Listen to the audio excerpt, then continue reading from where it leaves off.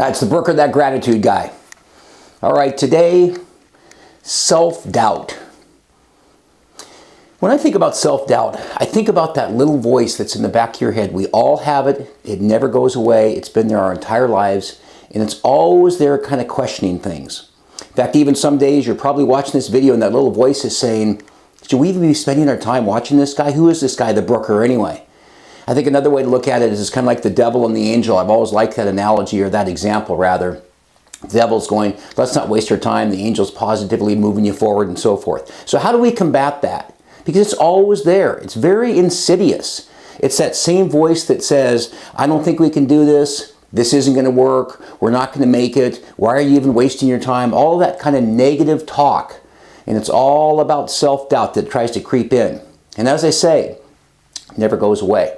Well, as you might suspect, one of the best ways you can combat that is with gratitude and living your life with gratitude, but specifically a gratitude journal.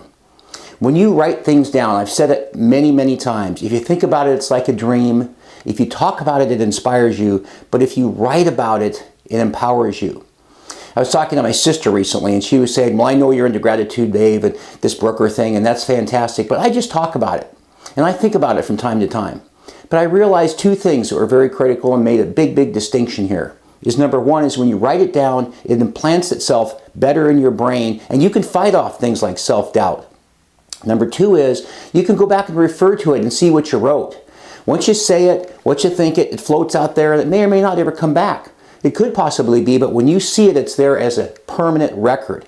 And you can make that reference and you see how you're feeling on that day. So self-doubt's always going to be part of our life. It's always going to be something we fight against. Always one of that little voice that says you can't do it. This isn't going to work. Don't waste your time. All that kind of talk. We all have to deal with it.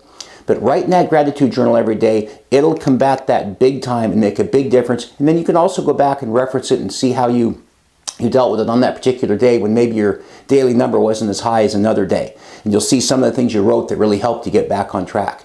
It'll make a big difference, as I've said many, many times.